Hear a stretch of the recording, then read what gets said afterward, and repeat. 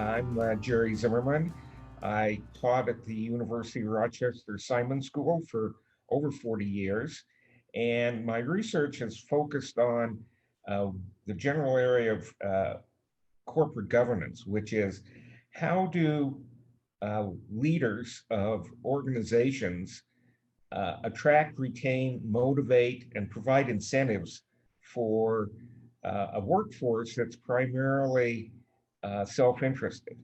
A school superintendent has the same corporate governance issue of how do they provide incentives for all of the school principals and teachers. Uh, and the research I've done has focused on lawful organizations. I've always been fascinated with crime syndicates and have asked the question, how do they survive so long? The American mafia has survived over 100 years despite enormous law enforcement efforts. They're still here, but iconic brands like Kodak and Blockbuster and J.C. Penney's, they're gone. They went bankrupt. So, what is it that these unlawful managers do to solve their corporate governance problem? And that then led us to look at these crime syndicates and write the book Relentless, the forensics of mobsters' business practices. So with that, I'll turn it over to Daniel. Thanks, Jerry. Hello, everyone. My name is Daniel Forrester. I'm the founder of a consultancy and a second-time author now with my mentor here, Jerry Zimmerman. I've been working with boards and leadership teams and CEOs for many, many decades now, it seems. And I've learned at the hands of men like Jerry Zimmerman, how do you confront this corporate governance problem in a world where there is shock after shock? The word disruption is often used, and it's tied to organizations that are using where technology is changing, and technology is changing all of us. The origin of my interest in this project, not only because I had the great fortune to study at the University of Rochester with leading economists like Dr. Zimmerman, I'm a sucker for any Saturday night when there's a rerun of a Sopranos episode or The Wire, as so many of us are fascinated by mobsters. And Jerry, I had brought into an opportunity with a client of mine where I wanted his advice to help to understand an equation. I asked him what he was working on, and he said, I've been studying organizations that will outlast Facebook and Google. And that really grabbed my attention because I wondered who that's going to be. And it turns out that these mobster groups that we've spent, Jerry really had the origin of this many, many years ago, but in the last couple of years, we've gone back and forth. We wanted to really unpack for leaders, not only observing what's interesting and fascinating, which drives all of our interest in consuming content about mobsters, but the question that we had to confront was, what can you learn from them? And had life dealt them a different set of cards? Could these leaders of these organizations have become titans of American industry? My conclusion, after looking at the data, after going back and forth with a mentor and studying countless examples, is yes, that had life dealt these leaders a different set of cards, they absolutely could be running lawful organizations. The other shadow side of this is, while we talk about mobsters in the book, there is a shadow side to every organization where incentives run amok, and where leaders do things inside organizations that make their employees cringe. It's called fraud, and it does happen. So there's something here forensically, as that's what we decided to do, is to look at the details that lawful leaders can look at to not only run their organizations in constructive ways, but to keep an eye on those behaviors and the levers that might make sure that your organization thrives, even when some of us become less better versions of ourselves. So thank you for having us on here. And Jerry, maybe you could take us inside a little bit more of the first inkling of when you had the idea for this book, and a little bit of maybe the methods. How does one go about thinking through the forensics of mobsters? The teaching that I've done for over 40 years, and at most of the leading business schools, we teach courses on what's called organizational economics. And in these courses, we teach our students how to attract, retain, motivate self-interested people. And economists have been dealing with this research question for a long time, and we know how to do this. There's basically four things that uh, leaders have to look at in designing their governance mechanisms. One is who makes what decisions? Are we going to run the firm decentralized or centralized? Once you decide to give somebody like a school principal certain decision making authority, then you have to give them incentives to make those decisions in the way that benefits the organization. So you have to measure their performance, you have to have some sort of a reward or punishment system, and then you have to give them uh, a culture that is attractive and they want to stay in that organization. And I've been studying organizations, lawful organizations around the world to see how they do these four pillars. And I thought to myself, well, criminal leaders have to do the same thing. How do they construct their four pillars? And so that's what the book is about. It looks at four criminal organizations, starting with the mafia, the Sinaloa cartel, the Hells Angels, and the Bloods and the Crips.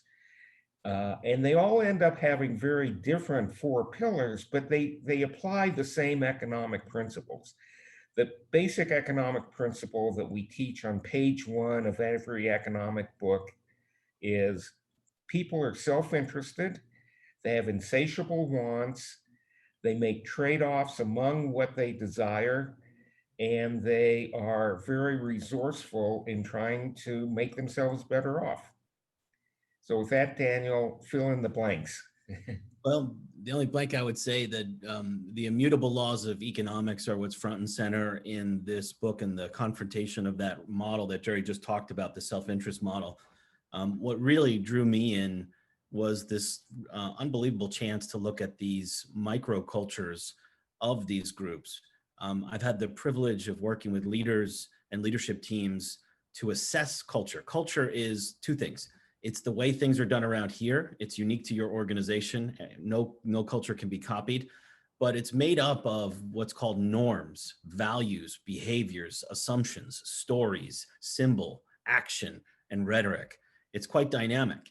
And for those listening in here, running any institution, the job is to create a constructive and healthy culture in which people feel like they can bring themselves and even the value set that they want to see in the organization. So to have a chance to look at groups that I never would have imagined studying, and to contemplate what are the core values of the mafia. Guess what? They have sets of values. They do value immorality. That was something Jerry and I had to confront in the book. But they also value steadfastness. They value loyalty. They value righteousness if you are a Hell's Angel. So really understanding, why does that matter? Because organizations at the top and the bottom are shadows of the values that are either espoused and lived, or the ones that are a plaque on the wall. For these organizations to last as long as they have, they shine a light on what it takes to have a persistence of culture, not necessarily one that I may be attracted into. But if you ask me, why have they survived so long beyond the immutable laws of economics that Jerry articulated, there's something about the intrinsic rewards people get from being recognized, from being seen, from coming into an organization where perhaps for the first time in their lives, they feel validated and they feel recognized. That's culture. So with that, Jerry, I'll hand it back to you to maybe ask you one question. With all the research and all the data, what surprised you the most, my friend, that really made you have a moment of pause of the thousands of citations that are in this book that we use to make it out? Before I answer that, I gave a draft of the book to a colleague of mine, a friend, and he read it and came back and he said, I felt like you did a bait and switch on me here. I thought I was going to be reading a book about organized crime, but in the end, I ended up learning a lot of economics, and that really was the best compliment I've gotten on this book, in the sense that I've been an educator all my life, And trying to teach people basic economics in abstract is difficult. And I'm hoping, and Daniel and I are hoping, that this book is a lot more about teaching people economics, the core principles. Now, what's the most fascinating thing I've learned is uh, how incredibly relentless and self-motivated these gangsters happen to be. Some of them actually were very good at reducing violence among their members. The American Mafia in the 1930s during Prohibition, there were big wars in New York City, and they were killing each other at an alarming rate until the five family leaders sat down and said, "This is silly. This is bad for business. We can't deliver booze to the speakeasies because we're hiding from each other." So they formed a commission, and the commission was a group of these five families that put in place rules, and the key rule was you can't kill a member of another family unless you come to the commission first, and you have to sanction it. And notice that this is, it was in their self-interest, the five families' self-interest, to solve this uh, conflict they had, with this warfare. They were able to do it. And the interesting thing is that the Mexican cartels have not been able to do that. They've tried to form a commission or federation to mediate the disputes among the cartels, but it's failed. And we see that Mexico is spinning out of control because of their gang violence. So maybe just to close it out, Jerry, a couple of thoughts about what's the biggest takeaways we want lawful leaders. Jerry talked about the four pillars here. I'll use the word intention.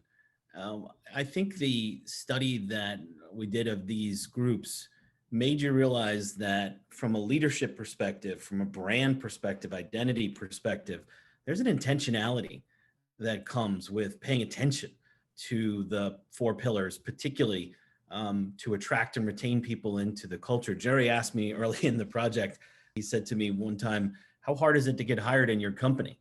And I said, "Really hard." And I was bragging to my mentor about how hard it is to be hired. And we had a very low acceptance rate with tests and interviews. And he said, "Well, could you imagine a 9-year interview process to become a made man in an organization?" And it really got me thinking about this idea of intentionality, of repeatability, and the timelessness of how these organizations operate. And it also, I'd say, behind the scenes, did make me think a lot about we study a lot of males in this book because it's mostly men that are attracted to these organizations, and the absence in a childhood of father figures and mothers, and what would have happened had life not guided them necessarily to these organizations. But these organizations bring an intentionality that for lots of lawful leaders, there's much there to study, there's much there to discover, without necessarily ever replicating the flight to violence or the flight to immorality. That's what has surprised me the most. Jerry, maybe you can close us out with some final advice for the leaders listening in here and what they could take from our work. The key thing is that one size doesn't fit all. You just can't simply copy uh, an organization's best practices because they're different. The strategy and the goals of a charter school is very different than the goals or strategies of Amazon or of the mafia. But they all have a set of strategies and objectives, and they all have to have four pillars to solve their corporate governance problem.